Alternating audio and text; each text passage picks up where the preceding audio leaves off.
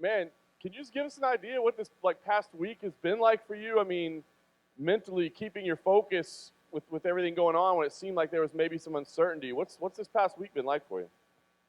Just chilled. I've just been chilling out with my daughter and my coach training, and just getting prepared. Everything else is bullshit. Everything else. The fight matters tomorrow, so you know I said to the UFC, I'll be in for weigh-ins and the fight. I don't really care about anything else. I'm chilling. Probably easier in some ways. You didn't have to mess with us all week. Yeah. Talk to us about the cut that you did have. I mean, how big did you ultimately get? And I mean, how much did you have to cut? And I mean, is this the right weight class for you?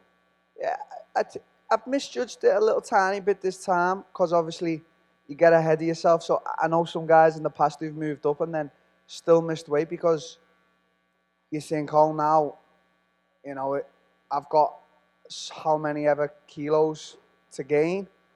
I didn't do that. I wanted to stay around what I would walk at welter, which was massive anyway. But fight week, I knew going in 6, 7 kilos for me is perfect. With more energy levels, for welterweight, it was 3, 4 weeks out.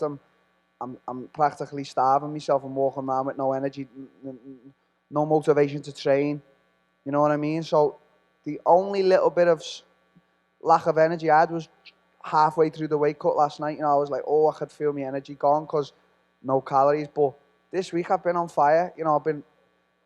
I've had a training week, so this is a good weight, and I'm happy with the cut, with everything. I'm happy with this week. I'm just so happy. I know you're not much for paying attention to excuses or anything, but I got to ask you the weight cut for Kelvin, the weigh in this morning. Have you had a chance to review the tape, the photos, everything that's out there, and what do you think? Lay it to rest. Did the man put his elbow on Rafael Cordero or not? Obviously, I've seen it. Everyone's been sending me it.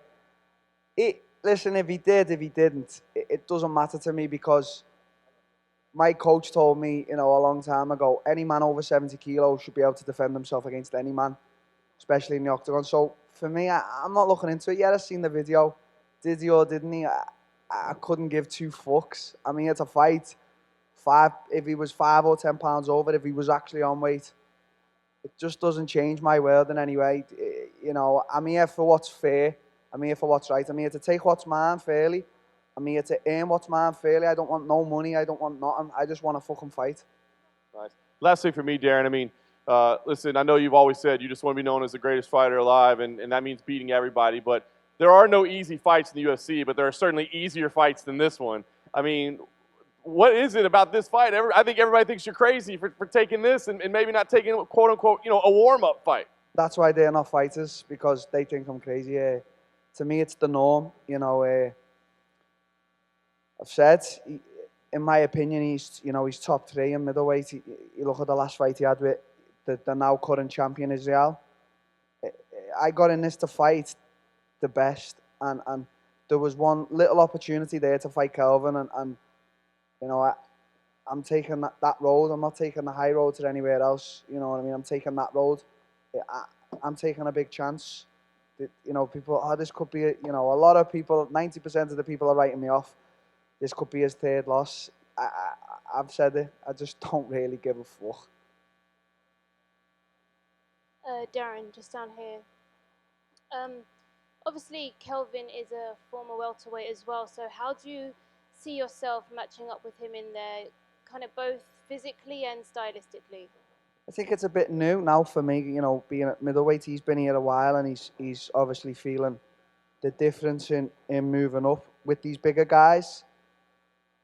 But, if you look at me, you look at my posture, I'm a natural middleweight. I'm probably not the biggest right now. I don't want to be the biggest. I started out as a welterweight in MMA, and I wanted to finish as a welter, but it just wasn't possible no more. Every fight, building more muscle, every fight, a bigger weight cut. It was just not good for me. So now, at middleweight, and I'm fighting one of the best. I think it's more brand new to me, but I think I size up well against him. I know he's smaller than me, but he's obviously beat all these guys in the middleweight because he's got something. He's talented, he's strong, he can take a shot. I think it's a good matchup. And you said previously, that you didn't want to bulk up too much. You wanted to keep the speed. So how do you go about doing that?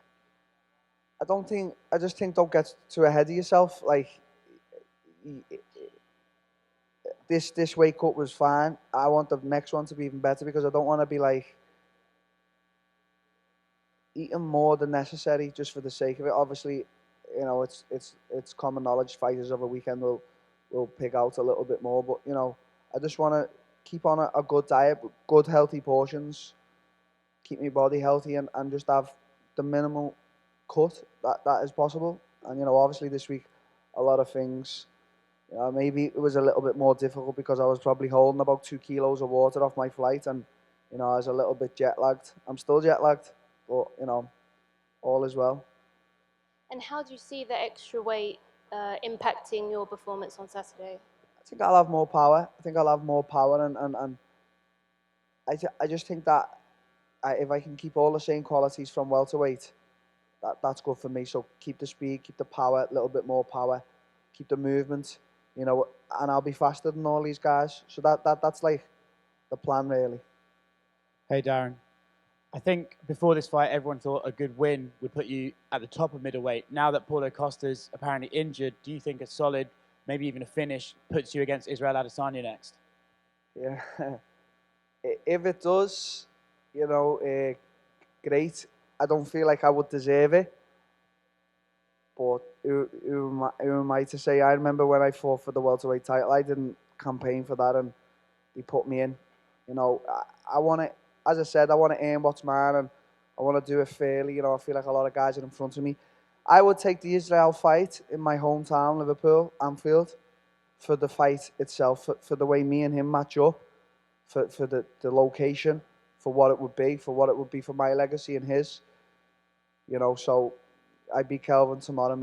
You know, maybe there could be talks of it, but it wouldn't be for the belt for me. It would be for the, you know, it'd be to fight him. Him as a fighter. Obviously, I know the belt would be on the line, but I feel like there's a lot more guys in front of me. I'm new. I've got to make my mark and make my stamp on this division. Alternately, if it's not you, there is talk of him fighting Yoel Romero. I know in the past you've perhaps mentioned that Yoel's a bit of an intimidating guy. Have you thought about the fact that now you are at middleweight, you may actually have to fight Yoel Romero? I'll try and avoid that fight, maybe.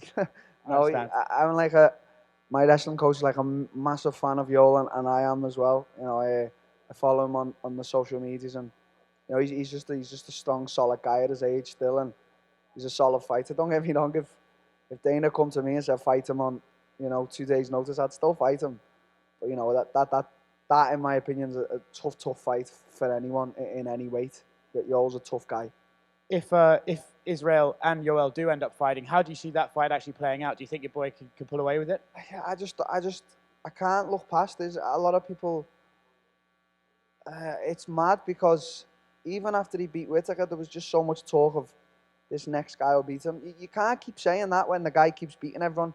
Then you have to step. I remember before Conor fought Jose Aldo, and I doubted him a little bit. And then when he done that to Jose, I was like, I'll never doubt that guy ever again. And it's sort of the same thing with Israel. You know, how can we keep doubting this guy when he just keeps beating all these guys, and now he's the middleweight champion? So I think it'd be a tough fight. And as I said, I'm a big fan of Yoel. But I just can't look past Israel against him. I just think he would edge out a win. I don't think he'd stop him. I think Yoel's made of some stuff, like steel or something. But, you know, I think he would edge it out. I really do. Thanks, Daniel. Darren, down to your right here. Yeah. You're right, man. A couple of weeks ago, you said that you weren't letting the magnitude of the occasion get to you and that you'd reflect on it in years to come. But now that you're here in the Big Apple, in the most famous arena in the world, is it getting to you a little bit? Are you taking it in a little bit? Yeah, I think it gets to everyone. I'm taking it in. It's surreal for me, you know. Not only am I fighting at MSG on probably one of the best cards of the year, I'm co-maining it, you know. So I've got to step back and chill, and that's what I mean. I'm just chilling and taking it in. I've got no pent up energy or anger. I'm just chilling. I'm just looking forward to everything. And I know you touched on it a bit before there, the prolonged travel issues, and now a lot of people seem to be doubting you a bit more. What's your message to them? it's all bullshit. It doesn't mean anything. You can tell you as a fighter, you can tell yourself that it means something. I'm jet lagged, or I had a hard weight cut, or I've got this type of problem with an injury. But at the end of the day, it's all bullshit. It's, you know, if you're here to fight, you're here to fight. You're okay. You know, I'm carrying injuries. The weight cut was a little bit hard. I'm jet lagged. I'm here to fight. No excuses. No nothing. Go in there and fight and give your best, and that's it. And to people who are doubting me, just keep doubting me.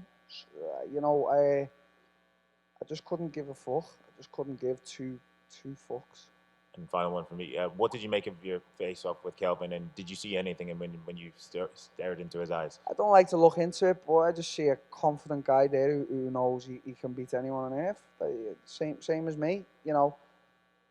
After 2 losses, yeah, your confidence does dip a bit, but when I'm stood in front of another man, I know I've got the potential to beat him. So, you know, I think he's here and ready. I'm here and ready. That's it. That's it. Let's make a great fight. Cheers, man. Thanks. Hi, Darren, up here. So I know you mentioned that you don't really care that much about Gastelum using, let's say, questionable techniques to make weight this morning, but you're telling me that you were here, jet-lagged, made weight the honest way, and there's no part of you that's at the very least irritated that he used controversial ways to make weight when you did it the honest way. It just is what it is. If he did, if he didn't, we'll never know. We'll never know. You know, it's that.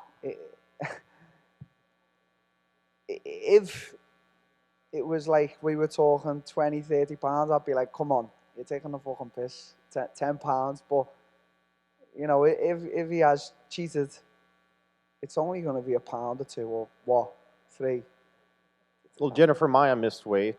She pays 25% of her purse to her opponent, and yeah, you know, that could potentially have been you getting 25% of Kelvin's. I think I am getting 25% of it, but I don't want it.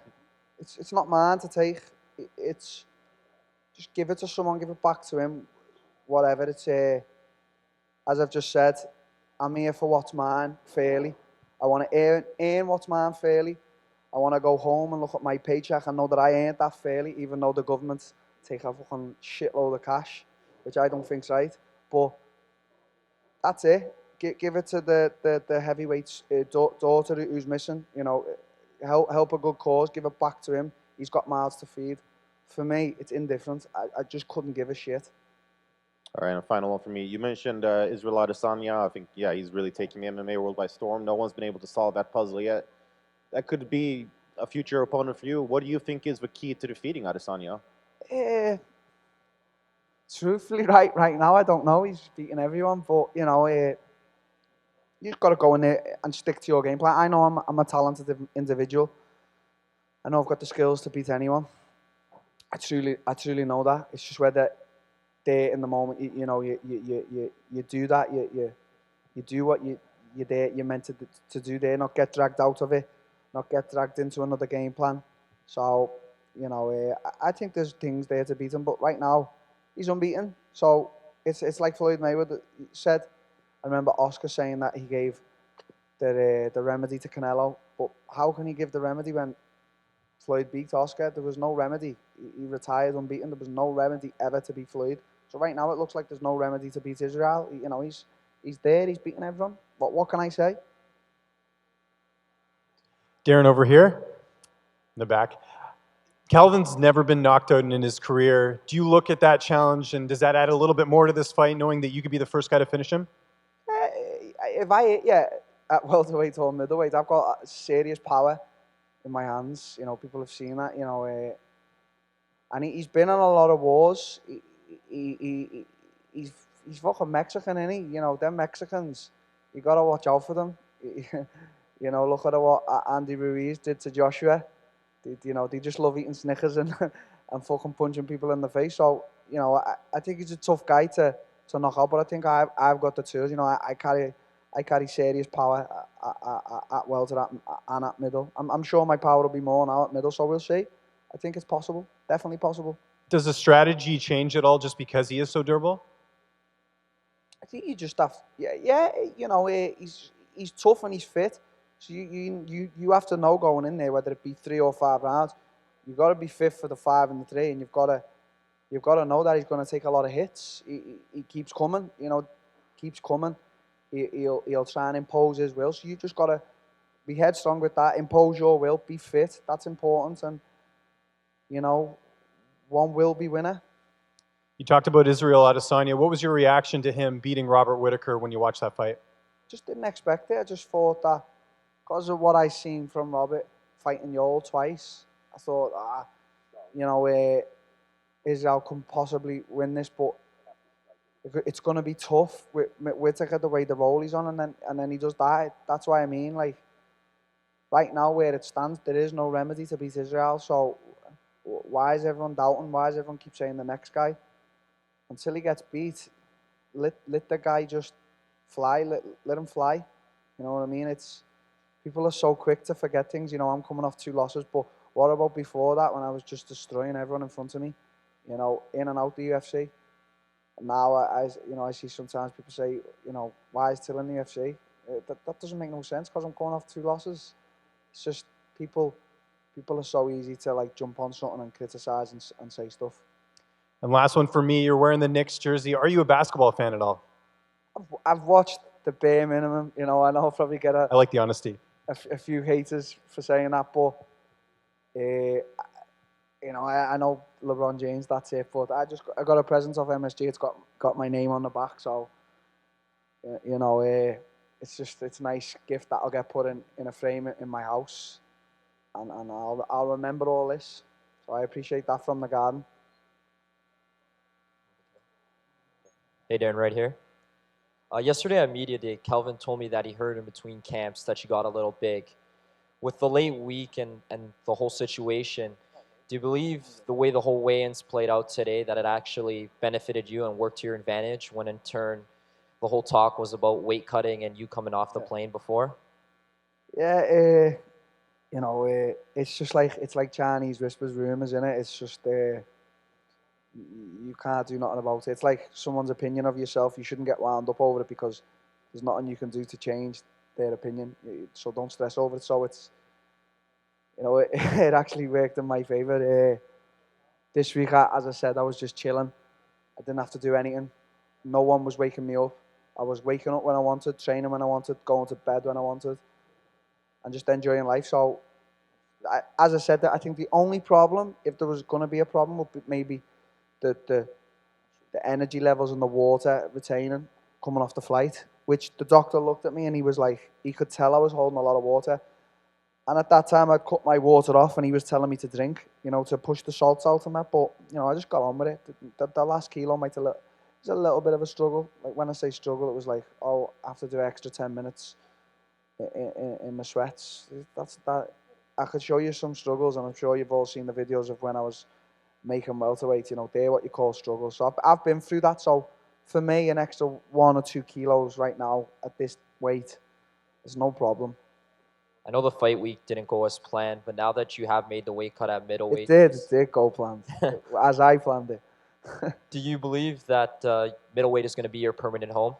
I hope so. I feel healthy. I matured a little bit as a human being and as a fighter, instead of absolutely trying to kill myself and my health to get to a weight that it was just not possible anymore. Now I've come up, and if I can just be a little bit more clever, not bulk up too big and just stay at a nice weight where it's a few kilos cut, you've still got energy the day before weigh-ins and stuff like that, and that's the way I'm going. That's the road I'm going.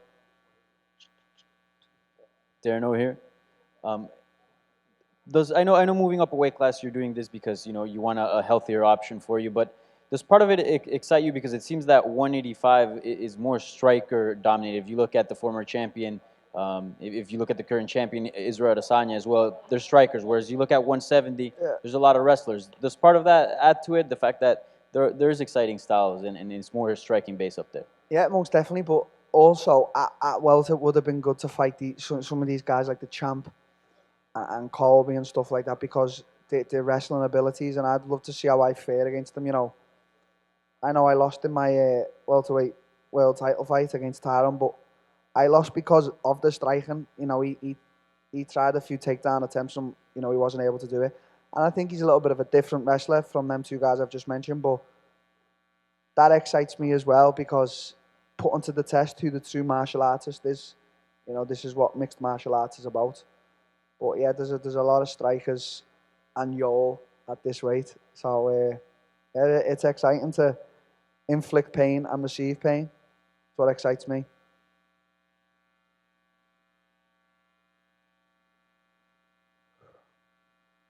Done.